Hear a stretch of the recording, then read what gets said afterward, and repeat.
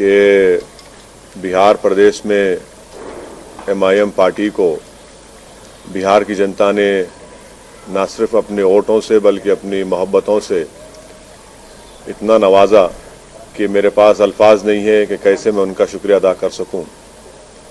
मगर मैं सबसे पहले अल्लाह सुब्हाना व तआला का शुक्रिया अदा करता हूं कि अल्लाह के फजल व करम से मजलिस इत्तेहादुल मुस्लिमीन को एक तारीख़ी कामयाबी बिहार में मिली है। मैं साथ ही साथ जो हमारे बिहार प्रदेश के अध्यक्ष हैं जनाब अख्तरुल ईमान साहब का और जनरल सेक्रेटरी आफ्ताब साहब का, आदिल साहब का और तमाम बिहार के मेरे पार्टी के ज़िम्मेदारों का शुक्रिया अदा करता हूं कि उनकी बड़ी सख्त जिद्दोजहद और मेहनत रही और उसी मेहनत का नतीजा रहा कि आज हमको एक बहुत बड़ी कामयाबी हासिल हुई। साथ ही साथ में हमारे जो MIM पार्टी के ऑब्जर्वर जनाब माजिद साहब जो हैदराबाद के साबिक़ा मेयर रहे हैं, जो पिछले 5 साल से रेगुलर बिहार को जा रहे हैं और अख्तरुल ईमान साहब के साथ उन्होंने पार्टी को मजबूत किया है, मैं उनका और जो हैदराबाद से महाराष्ट्र से इम्तियाज़ जलील साहब आए, डॉक्टर गफ्फार कादरी, सैयद मोइन, फिरोज़ लाला और उत्तर प्रदेश से हमारे शौकत साहब, ये तमाम लोग वहाँ पर आकर कई दिन 20 दिन कैंप किए, मेहनत किए, इनका भी मैं शुक्रगुजार हूँ। मैं इस मौके पर जनाब कुशवाहा साहब का, बहन मायावती का, देवेंद्र यादव साहब का, राजभर साहब का भी शुक्रिया अदा करता हूँ कि हम लोग उनके साथ ग्रैंड डेमोक्रेटिक सेकुलर फ्रंट बनाए, हमने साथ इलेक्शन लड़ा। और मैं सीमांचल की जनता का दिल की गहराइयों से उनका शुक्रिया अदा करता हूं कि उन्होंने मजलिस के उम्मीदवारों को कामयाब किया और मैं उनको तयक़ुन देना चाहता हूं कि हमने हमेशा इस बात को कहा है कि जब हमने बिहार में अपनी सियासी सफ़र का आगाज़ किया तो हम इस बात का वादा किए थे और आज भी हम ये कह रहे हैं कि हम सीमांचल से इंसाफ कराएंगे। सीमांचल की सरजमीन पर बसने वालों से पिछले 60 साल से इंसाफ नहीं हुआ। वो न सिर्फ बिहार बल्कि पूरे भारत का सबसे पिछड़ा इलाका है, इसीलिए सीमांचल से इंसाफ की लड़ाई ये जारी रहेगी। और जो हमको सीमांचल की जनता ने हमारे उम्मीदवारों को वहाँ पर विधायक बनाया है, इंशाअल्लाह ताला हम उनके भरोसे पर पूरा उतरने की कोशिश करेंगे। जो वहाँ के मसाइल हैं, जो वहाँ का बैकवर्डनेस है, जो वहाँ पर बाढ़ आने के बाद जो ज़मीन कटती है, वहाँ पर स्कूल, डिग्री कॉलेजेस नहीं है, अस्पताल नहीं है, ये सब चीज़ें हैं जिस पर हमको हमारे पूरे विधायक मिलकर इस पर पूरी कोशिश करेंगे। और जो भरोसा और एतमाद हम पर किया गया है, हम इंशाअल्लाह ताला उसकी पूरी मेहनत करेंगे और जो हमने आवाम से वादे किए थे उसको पूरा करने की हम पूरी कोशिश करेंगे। मैं फिर से बिहार प्रदेश की जनता का शुक्रिया अदा करता हूं। आपने हमको अपनी मोहब्बतों से, अपने आशीर्वाद से, अपने वोटों से नवाजा है। हम 21 कैंडिडेट खड़ा किए थे और उसमें से 5 कामयाब हुए हैं। जहां पर हमको कामयाबी नहीं मिली, हम वादा कर रहे हैं कि हम फिर से वहां पर जाएंगे। क्यों हमको नाकामी हुई, उसकी क्या वजूहात हैं, उसको हम अपनी कमज़ोरियों को दूर करेंगे और बिहार में हम एक इससे ज़्यादा हम एक बड़ी पॉलिटिकल फोर्स बनने की पूरी कोशिश करेंगे। मैं साथ ही साथ बिहार की जनता का भी शुक्रिया अदा करता हूं कि उन्होंने इस कोरोना के वायरस के दौरान भी निकलकर अपने वोट का इस्तेमाल किया। ये बड़ा ही उनका बेबाकी का काम था और बड़ा ही बहादुरी से उन्होंने निकलकर भारत की जमहूरियत को, बिहार के जमहूरियत को इलेक्शन में हिस्सा लिया। मैं उनका भी शुक्रिया अदा करता हूँ। सर, ये जिससे आपने बिहार में आमद की थी अपनी, उस सीट को, किशनगंज की सीट को आप हार गए, क्या करोगे?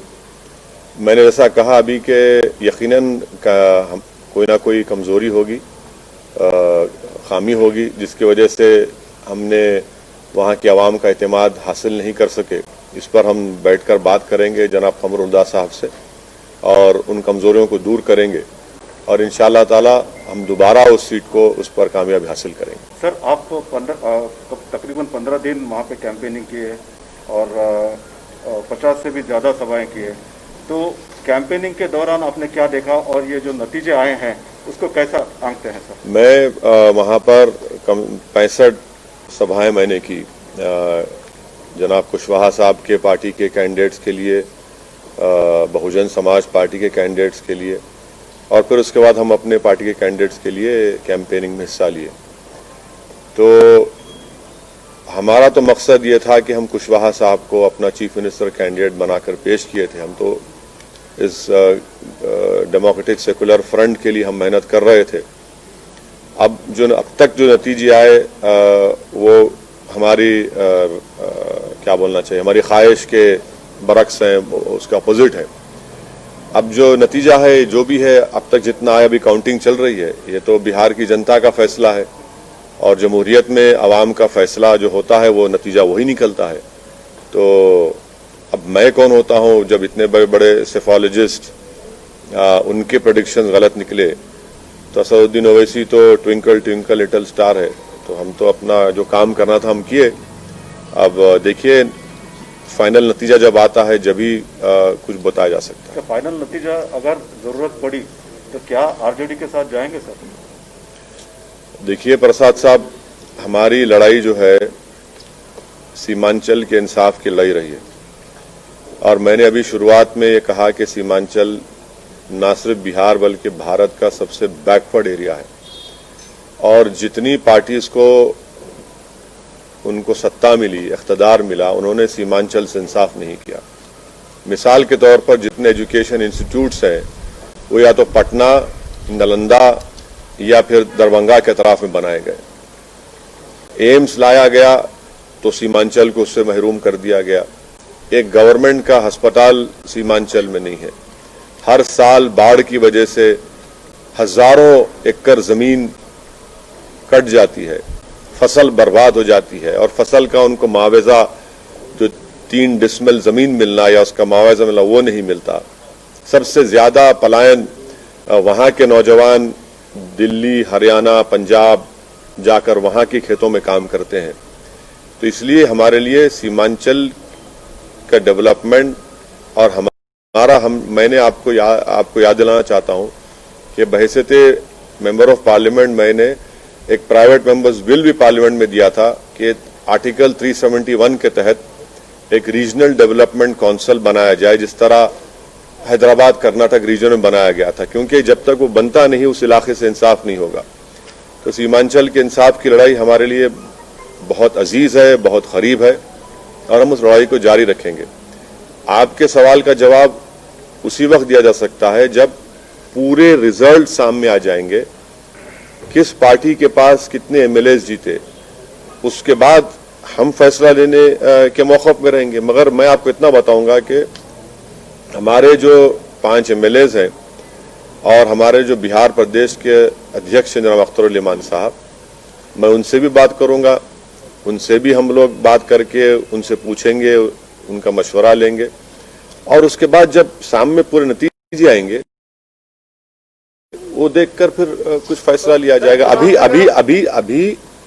अभी इस पर मैं कैसे बताऊंगा? अब देखिए, इफ्स एंड बट्स में मत बात करिए, जब पूरा नतीजा सामने आ जाएगा। अभी भी काउंटिंग चल रही है, अभी 60-70 लाख वोट अभी काउंटिंग होना बाकी है। तो हर पार्टी के पास कितने एमएलएस हैं, कौन वो मैजिक नंबर 122 को पार करता है, वो देखना पड़ेगा। सीमांचल के डेवलपमेंट को लेकर अगर कोई खड़ा कॉमन मिनिमम प्रोग्राम के साथ सीमांचल के डेवलपमेंट को लेकर आपके सामने आता है तो क्या आप उसका समर्थन करेंगे? पहले तो रिजल्ट तो आने दीजिए ना। देखिए, पहले तो रिजल्ट, पूरा फाइनल रिजल्ट आने दीजिए। साफ है सर। नहीं, क्या साफ है बताइए? मेरे तो साफ नहीं दिख रहा। अभी तक तो कोई साफ ही नहीं है। अभी तक तो कोई ये कभी इधर कभी उधर। यकीनन क्लिफ हैंगर होगा, बट नतीजा तो आने दीजिए, फिर बात करते हैं। मैं आपसे क्या कह रहा हूं कि मैं हमारे बिहार के अध्यक्ष और एमएलएज हम सब बैठेंगे, बात करेंगे, उसके बाद कोई फैसला करेंगे। कितना हमको नहीं बोला गया, क्या क्या नहीं बोला गया। कि अगर पूरे 5 साल में अगर किसी पॉलिटिशियन को अगर गाली दी गई है, तो अगर आप टॉप 3 निकालेंगे तो टॉप 3 में हमारा नंबर आएगा। क्या क्या आपने कुछ बाकी नहीं रहा ना बोलने के लिए। अब तो बी टीम, सी टीम, वोट कटवा, पैसे लेते हैं, फुला करते हैं। अब हम हेलीकॉप्टर में उड़ रहे तो कहा कि पेट्रोल फुला डाल रहा है। रिजल्ट आ रहे हैं तो कोई कहता है कि देखो इनका एक काम हो गया। तो ये सब बातें भी तो सामने है ना हमारे। तो ये तो देखना पड़ेगा, हम बैठ के बात करेंगे। लेकिन सर जो सवाल घोषित कर देना। एक मिनट, तेलंगाना में टीआरएस को किसी की जरूरत है? नहीं है ना। यहां पर पूरा रिजल्ट आ जाने दीजिए, नंबर्स आने दीजिए, फिर अब मैं आपके सामने हाजिर होता हूं। मैं कहां जाऊंगा भाग के आप लोग छोड़ के? हम तो आपके दरमियान में रहते हैं, जवाब देंगे जब आपको पूरा फाइनल रिजल्ट आ जाने दीजिए। फाइनल रिजल्ट आने दीजिए, फिर हम बताएंगे आपको। सरकार बनाने की भूमिका से अभी आप बाहर नहीं हैं। नहीं, अरे देखिए ना कि रिजल्ट जब आएगा जब तो हम आपके सवाल का जवाब दे पाएंगे। आप इस पोजीशन में मुझे बोलेंगे स्पेकुलेट करो, मैं क्यों स्पेकुलेट करूंगा? मैं तो आपके सामने जब फाइनल रिजल्ट आ जाएगा, आपको भी अंदाजा होगा, मुझे भी अंदाजा होगा, तब फैसला करेंगे। सर, आपका मकसद हमेशा बीजेपी को रोकना रहा है और आप उसके लिए एड़ी चोटी किए रहते हैं। लेकिन चलिए, आपका शुक्रिया बहुत बहुत, कम से कम आप तो समझे। लेकिन बनाने की बात हो रही है। देखिए, मध्य प्रदेश में तो मैंने लड़ा। मैं क्या उड़ के गया था मध्य प्रदेश को? गुजरात में नहीं लड़ा। कैसे हार गए भाई? कर्नाटका हार गए। कितना बोले आप? बोलिए, मुझे फर्क नहीं पड़ता। नहीं, मैंने भाई आप सुनिए, देखिए, आप अगर कोई ये समझ रहा है कि भारत में सीमांचल का वोटर किसी का गुलाम है या नौकर है, तो हम उसके जहन के जालों को साफ कर दिया। अभी वोटर सुप्रीम है, वोटर किसी का होस्टेज नहीं है। जो किसी को पसंद करेगा उसको वोट देगा। अगर कोई ये कहता है कि तुम क्यों लड़े, अरे मैं लड़ूंगा भाई, बंगाल लड़ूंगा, यूपी लड़ूंगा, भारत का हर इलेक्शन लड़ूंगा। मुझे क्या पूछना पड़ेगा किसी से मैं लड़ूं या ना लड़ूं? मैं इसलिए लड़ूंगा क्योंकि मुझे डेमोक्रेसी में भरोसा है। मैं इसलिए लड़ता हूं ताकि वो जो वॉइसलेस लोग हैं, जिनको डराकर कुचलकर उनका काम नहीं किया जाता, उनकी आवाज बनके उनकी लीडरशिप को पैदा किया जाए। तो ये तो खुश होना चाहिए ना कि भाई हम भारत की जमहूरियत में, डेमोक्रेसी में कॉन्फिडेंस को बढ़ा रहे हैं।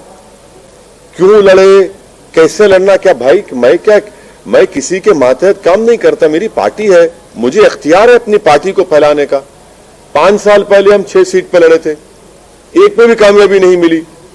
तब किसका नुकसान हुआ, किसका फायदा हुआ? झारखंड में लड़ा, 1 सीट नहीं जीत पाया, किसका नुकसान, किसका फायदा हुआ? महाराष्ट्र हम लड़े, आप ही जाकर बैठ गए शिवसेना के गोद में, हम तो नहीं बैठे ना। तो ये जो अपने आप को ये समझते हैं कि बस हम ही जिंदा रखें सेकुलरिज्म को, हम उनसे कहना चाह रहे हैं कि भाई साहब बस करिए, आप नहीं जिंदा रखें सेकुलरिज्म को। आप खाली टीवी स्टूडियो में बैठकर ज्ञान देते हैं, जमीन पर आप नहीं जाते। आप इनका सिर्फ एक आर्टिकल लिख दो अखबार में, टीवी पर जाकर ज्ञान दे दो और ओवैसी को गाली दे दो। 2 गाली आप, मुझे कोई फर्क नहीं पड़ता उससे। तो आप कांग्रेस के बारे में नहीं, मैं सबके बारे में कह रहा हूं। मैं उन तमाम लोगों के बारे में कह रहा हूं जो ये समझते हैं कि एमआईएम पार्टी को इलेक्शन नहीं लड़ना चाहिए। मैं उन सबको जवाब दे रहा हूं। नेशनल दस्तक की आपसे गुजारिश है कि अगर इसको बचाना चाहते हैं तो नेशनल दस्तक को सब्सक्राइब करने के लिए रेड कलर के सब्सक्राइब बटन को दबाएं, फिर बेल आइकन की घंटी दबाएं। नेशनल दस्तक को बचाने के लिए बहुत जरूरी है कि हर खबर को शेयर करें, लाइक करें, कमेंट जरूर करें।